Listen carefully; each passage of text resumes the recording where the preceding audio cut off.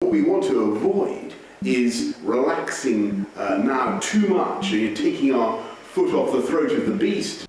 This second lockdown has been tough. It's not great for business. We're worried about some of our customers. I know that the national restrictions have been really tough for some people, but the good news is they've been working. Starting December the 2nd, the UK government's new 3-tier guidelines means areas get different set of COVID-19 restrictions based on local infection rates. And the things you can or cannot do can vary a lot according to your postcodes. And for some businesses, it can mean opening or closing even if you're just a few minutes apart.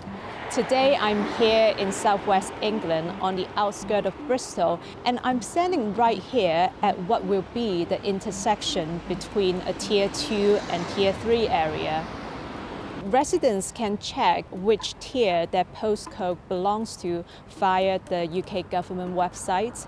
And according to the site, the location I'm standing right now should be a Tier 2, meaning bars, pubs and restaurants can open until 11 p.m. as long as they serve substantial meals. So this pub right next to me could open their door from December the 2nd. Besides that, cinemas and theatre can also open to their customers. However, the story looks very different if I just walk 6 minutes away.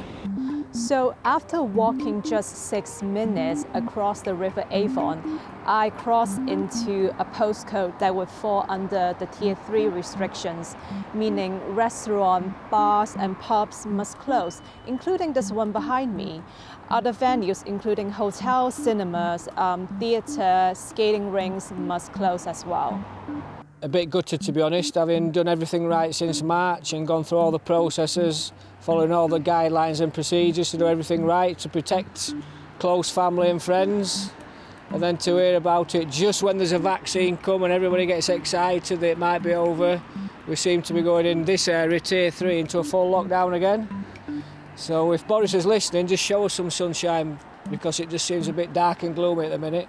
I know it's very frustrating for people who feel that they're in an area where, a high-tier area, when there's very little incidence in their village or their area. I totally understand why people feel so frustrated. But the difficulty is that if you did it any other way, first of all, you'd divide the country up into loads and loads of very complicated subdivisions. There's got to be some simplicity and some clarity.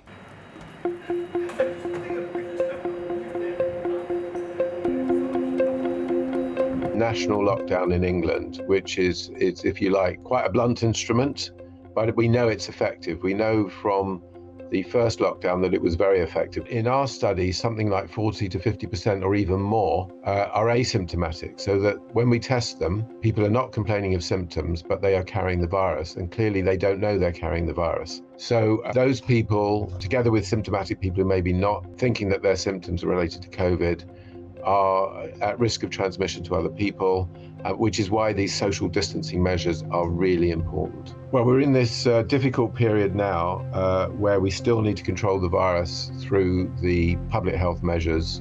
We have these vaccines that have been through trials that are now going forward to be approved through the regulatory system in different countries. And that's a huge hope, and it's a fantastic achievement. You know, there's a lot of hope on the horizon for next year, but there's this difficult period to get through in the next few months.